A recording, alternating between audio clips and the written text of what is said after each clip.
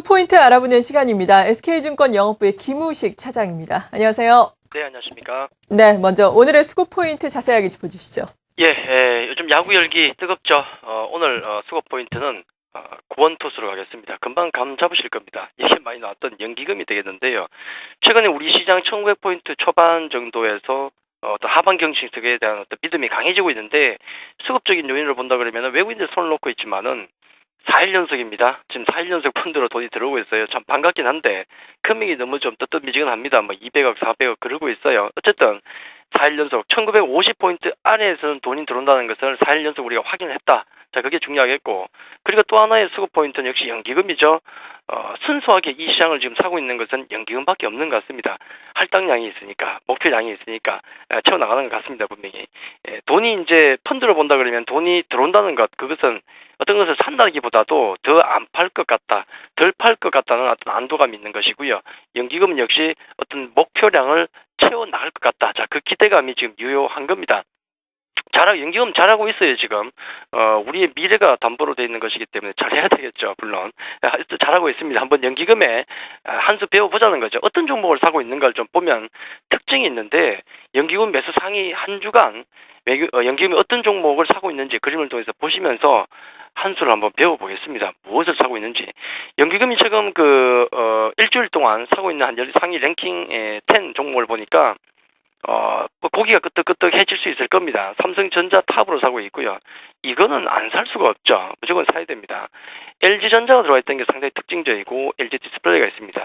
자, 통신 대표주인 SK텔레콤이 들어가 있네요. 자, 포털주 오늘 고생 좀 하는데, 포털 대표주 NHN 들어와 있고, 보험 대표주, 화재주 대표주 들어와 있습니다. 역시 화학 관련 대표주 들어와 있고요. 반도체 대표주, 반도체 봐야 종목이 하나밖에 없으니까. 또한 나머지 또 LG생강이 있는데, 전체적인 느낌은 어떻습니까? 대표주입니다. 대표주. 아주 평범하죠. 연기금의 특징이라 그러면은 그 외국인과 투신권의 특징을 짬뽕하고 있다는 게 특징입니다. 이게 가장 중요한 포인트인데, 중기적인 흐름을 쫓는 외국인의 특징과 또 트렌드를 쫓는 투신권, 국내 투신권의 특징을 모두 가지고 있는데, 여기 이 그림에서 볼 수 있는 어떤 트렌드는 뭐겠습니까? 뭐가 없어요, 지금. 랭킹 10 안에 뭔가 없습니다. 뭔가요? 자동차가 없습니다. 이게 트렌드죠. 투신권의 트렌드를 쫓고 있는 게 연기금이 될 수도 있겠는데, 자동차가 없어요. 환율 때문이겠죠. 환율에 대한 우려. 펀드멘탈의 어떤 평가 같은 경우는 따로 이루어지겠지만은, 당장 모멘텀상으로 볼 때 환율이 조금 불안한 겁니다. 수출주에, 특히나 자동차 쪽에 해서 없습니다. 반면에 또 하나의 특징, LG전자를 사고 있다는 것, 그리고 LG화학을 사고 있다는 것, 이게 또 연기금의 투신과 다른 연기금의 특징입니다.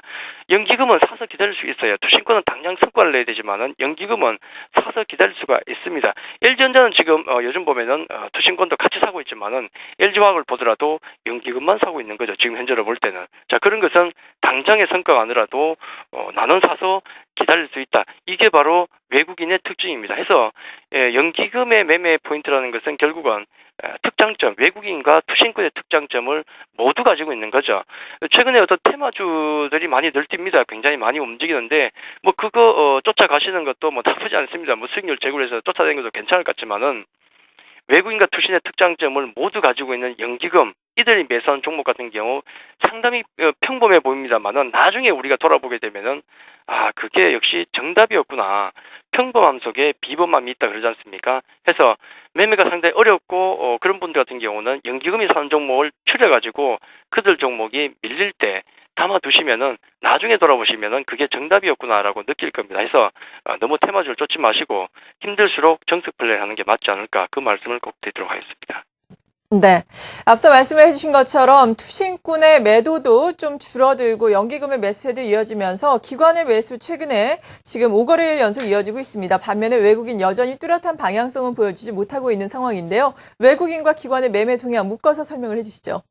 어제와 약간은 좀 비슷한 흐름을 보여주고 있죠. 외국인들 흐름 같은 경우는 계속 중심을 못 잡고 있고, 플러스 마이너스 왔다 갔다 하는 정도죠. 오늘은 좀 매도 나오고, 업종을 보더라도 약간 엇갈립니다. 서비스, 전기전자, 음식료 매도가 나오는데, 금융, 운수장비라고 해서 자동차 쪽은 아닌 것 같아요.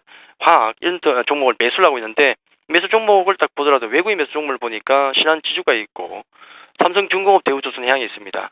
삼성전자 많이 빠졌지 않습니까? 그에 대한 매수세가 들어오고 있고 또 화학주 SO일, 또 LG 패션 같은 좀 많이 밀렸던 소외받았던 종목으로 들어온다는 느낌이 좀 들고요.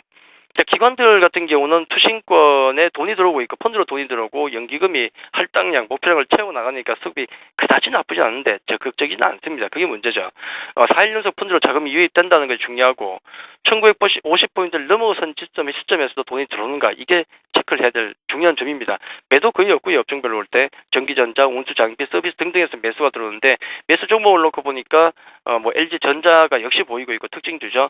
SK하이닉스, 삼성중공업, 또 기아차, 호남석유 등등 종목이 보이는데 상당히 낙폭이 컸던 종목으로 매수세가 들어오는 게 아닌가. 낙폭이 크면서 스토리가 있는 종목에 매수가 좀 들어오고 있다. 그렇게 말씀을 드리겠습니다. 네, 이어서 오늘의 투자 전략도 바로 또 알아볼까요?